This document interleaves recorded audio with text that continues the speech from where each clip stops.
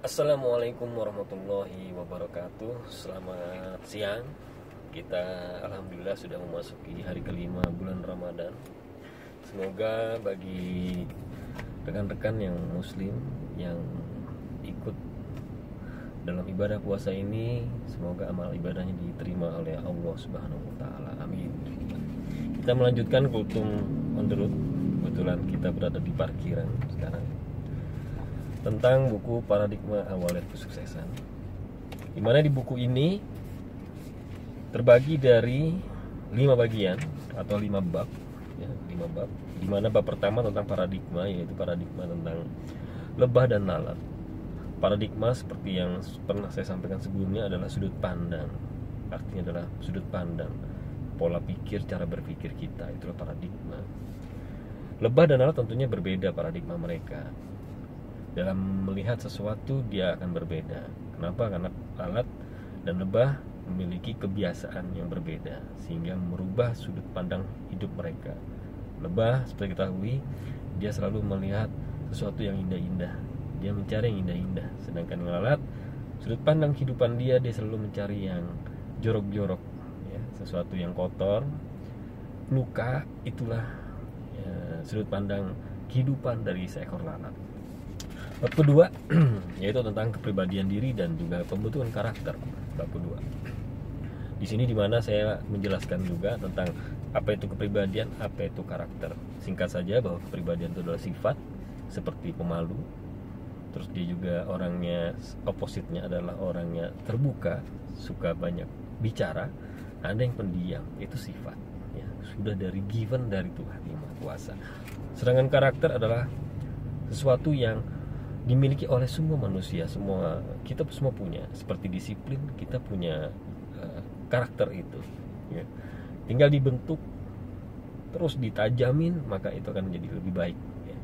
Termasuk juga kerja keras. Kerja keras itu udah bahkan dari sperma dari orang tua kita, ya, bapak kita, itu udah semua itu kerja keras. Dan cuma satu yang lolos kan.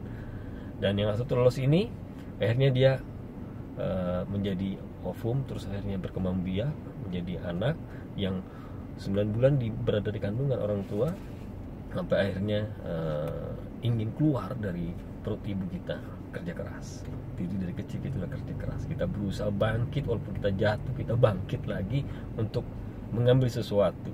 Walaupun nangis, tapi kita bangkit lagi dan kita keras kepala untuk mengambil sesuatu yang menjadi tujuan hidup kita, menjadi tujuan kita, ya. Itu kerja keras, semua punya, ya. Itu karakter.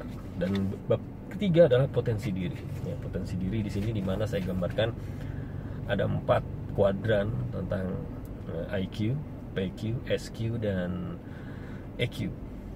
IQ yaitu intellectual intelligence, yang terkait bahwa manusia itu memiliki otak. Tetapi dia yang membedakan kita dengan hewan yang sama-sama memiliki otak adalah akalnya, akal pikiran. Jadi kita memiliki lapisan otak di atas kepala kita ini, di otak kita itu ada lapisan. Itulah yang membedakan kita dengan binatang. Lapisan inilah yang membuat kita bisa berakal, kita bisa berpikir, bagaimana berinovasi, bagaimana kita membuat sesuatu yang lebih baik, improvement, terus berimprove, sehingga kita bisa menikmati teknologi yang saat ini ada, mobil, digital, semuanya ini karena adanya akal manusia. Nah, itulah yang membedakan dengan hewan. Hewan ada akal, ada otak, tetapi dia tidak punya akal. Sehingga kehidupannya seperti itu saja. Sehingga kita punya IQ, yaitu potensi intelektual kita. Semakin kita belajar, semakin kita akan tahu. Semakin kita terus belajar, maka akan tahu, ya. Kemudian PQ. PQ adalah physical intelligence, yaitu yang terkait dengan fisik kita. Bahwa fisik ini sangat penting untuk kita terus jaga, termasuk kesehatan kita. Bagaimana kita menjaga kesehatan tubuh kita dari berolahraga rutin, dan juga bagaimana kita bagaimana menjaga dan terus tepat waktu dalam makan, minum, yang kita harus disiplin akan hal itu. Ketika kita lengah akan hal itu, maka kita pasti akan sakit. Nah, apalah gunanya kita cerdas tapi kita sakit-sakitan. Sehingga PQ ini penting, bagaimana kita harus menjaga tubuh kita. Dan PQ ini juga terkait dengan apa? Praktek, practicing, exercising. Bahwa IQ saja tidak cukup, pengetahuan saja tidak cukup, pemahaman saja tidak cukup tanpa adanya skill. Nah, skill hanya bisa diperoleh ketika kita exercise atau kita latihan. Latihan butuh fisik. Kemudian EQ itu adalah kuadran ketiga. EQ adalah emotional intelligence, yaitu terkait bagaimana kita mampu terus berusaha agar kita cerdas dalam hal emosionalnya, yaitu sabar, bagaimana kita mau menerima masukan orang lain tanpa ego kita, ya. Semakin ego kita naik, semakin EQ kita rendah, ya. Emotional intelligence kita rendah. Berarti semakin kita ego, semakin kita merasa paling pintar, paling cerdas, maka ego kita semakin tinggi, maka EQ kita semakin rendah, kesadaran kita semakin turun. Tapi kalau kita EQ-nya tinggi, maka pasti ego pun akan turun, ya. Itu pentingnya emotional intelligence. Bagaimana caranya? Maka kita harus berteman sering-sering dengan orang yang suka bersosialisasi. Kita sering-sering berteman dengan orang yang suka berorganisasi, atau dia suka ikut membantu yatim piatu, atau kita ikut team building, bagaimana kita ikut bekerja sama tim. Nah, itu akan membangun, mencerdaskan emotional intelligence kita. Dan yang paling terakhir dan yang paling penting adalah SQ, yaitu spiritual intelligence. Bagaimana kita harus meningkatkan potensi spiritual kita juga. Karena apa? Spiritual ini paling penting dari semua intelligence. Kenapa? Karena ada orang cerdas, ada orang yang bagus, ya, skillnya, dia juga bagus secara fisiknya, good looking, dia juga emotional intelligence-nya bagus. Artinya apa? Dia sangat dihormati orang lain karena perilaku dia baik sama orang lain. Tapi ternyata SQ-nya jeblok, SQ-nya rendah sekali, SQ-nya tidak baik. Apa yang terjadi? Maka orang seperti ini dia bisa saja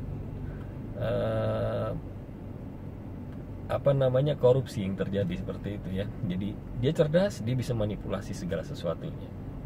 Dia punya harta yang banyak, melimpah, tetapi ternyata setiap dia melakukan sesuatu, dia cheating, dia curang, ya. Dia curang dengan rekan kerjanya, dia menipu orang lain. Ini karena spiritual intelligence yang rendah sekali, ya. Nah, ini penting. Kita harus meningkatkan 4 potensi yang dimiliki kita saat ini. Itu diberikan oleh Tuhan. 4 potensi ini apa saja? IQ, PQ, EQ, dan SQ. Bagaimana SQ ini kita tingkatkan? Sering-seringlah kita ikut kajian agama. Kemudian tidak hanya cukup untuk ikut, tetapi juga kita bagaimana mengimplementasikannya, ya.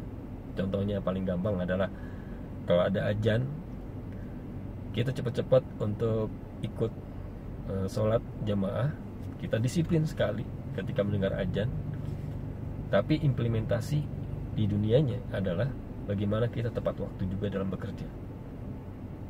Ada rasa kita tidak nyaman. Kenapa? Karena bila kita azan saja kita lupakan, kita entar saja, kita nggak enak. Sama juga ketika kita bekerja, maka berusahalah tepat waktu. Itulah makna dari azan tersebut. Kita datang tepat waktu, maka kerja pun harus tepat waktu. Bukan sebaliknya, ketika kita spiritual saja bagus, tetapi juga IQ kita rendah, ya. Itu juga artinya kita tidak balance. Tidak balance. Maka di sini saya bahas tentang potensi diri itu. Kemudian bab keempatnya adalah tentang kekuatan pikiran. Kekuatan pikiran, bagaimana kekuatan pikiran itu mempengaruhi kita. Sangat mempengaruhi kita. The power of mind, bahwa kekuatan sebuah pikiran itu sangat mempengaruhi perilaku kita, eksekusi kita. Karena apa? Bab kelima membahas tentang perubahan dan eksekusi. Sebenarnya bab ini, sebenarnya buku ini mengajak melakukan perubahan eksekusi di bab 5. Tetapi tidak cukup seperti itu, karena manusia seperti saya sendiri juga itu selalu tidak konsisten. Kita selalu tidak konsisten untuk melakukan perubahan dan eksekusi, ya. Di sini saya bahas tentang bagaimana melakukan eksekusi itu dengan rumus eksekusi, ya. Dengan rumus eksekusi, yaitu solusi yang tepat dan tindakan yang tepat. Anda bisa lihat di sini. Ya, di sini ada rumus eksekusi, yaitu rumus eksekusi adalah bagaimana kita melakukan solusi yang tepat, mencari solusi yang tepat. Kemudian tidak cukup di situ, tapi kita juga bagaimana melakukan tindakan yang tepat. Yang mana kedua hasil ini harus terjadi yang namanya perubahan, ya, perubahan. Atau ada sebuah kreasi yang baru. Tanpa itu maka bukan eksekusi namanya, tetapi hanyalah sebuah action. Action beda, action itu bagian dari eksekusi, ya. Implementasi juga sama, itu bagian dari eksekusi. Tapi eksekusi harus menghasilkan perubahan dan harus menghasilkan sebuah kreasi yang baru, ya. Dan itu yang dilakukan oleh lebah sebenarnya. Lebah bagaimana dia bisa melakukan sebuah eksekusi, mencari solusi yang tepat, yaitu bunga yang tepat. Dia tidak hanya sembarang bunga, tetapi bunga yang tepat. Kenapa? Karena bunga yang tepat ini akan mengaruhi hasil, ya. Bukan hanya sekedar hasil, tapi hasil yang sebenarnya, atau dalam bahasa Inggrisnya result but not result, but real result, yaitu hasil yang sebenarnya. Madu, yes, memang madu, tetapi bagaimana menghasilkan madu yang berkualitas? Maka dibutuhkan solusi yang tepat dan tindakan yang tepat. Tindakan yang tepatnya apa yang dilakukan oleh lebah, yaitu bagaimana dia membuat sebuah sarangnya yang bagus sekali, optimal, dan dia juga membuat sarangnya itu bagaimana berkualitas, tidak mempengaruhi hasil dari sebuah produk madu tadi, sehingga madu yang dihasilkan betul-betul berkualitas, bukan hanya sekadar madu. Nah, itulah yang harus kita lakukan di setiap kehidupan kita juga. Bagaimana kita setiap bekerja ataupun kita membuat buku ini, contohnya itu bukan hanya sekadar buku, gitu. Bukan hanya sekadar buku. Yang penting kita punya buku, bukan. Itu berarti riset. Yang penting saya punya buku, itu riset. Tetapi real resultnya adalah bagaimana buku ini bisa bermanfaat buat orang lain, ya. Bagaimana, itulah real result. Bagaimana buku ini membuat kita bisa sharing kepada orang lain. Bagaimana kita bisa sharing sesuatu pada orang lain. Itulah real result. Resultnya buku, ya, zohirnya ini, ya. Mobil ini adalah result. Rumah mewah itulah result. Tetapi real resultnya itu adalah bagaimana kita bisa sharing dengan orang lain. Bagaimana ketika kita punya sesuatu, orang lain pun bisa merasakan manfaatnya. Itulah dari result. Dan kita bahagia melakukan itu semua. Kita bahagia untuk sharing pada orang lain. Itulah yang disebut dengan result, ya. Mungkin itu saja rekan-rekan.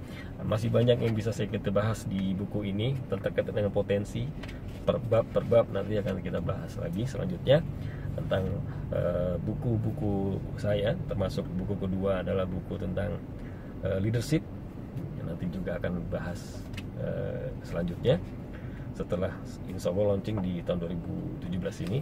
Itu adalah turunan dari rumus eksekusi ini, ya. Itu di buku kedua. Demikian dari saya.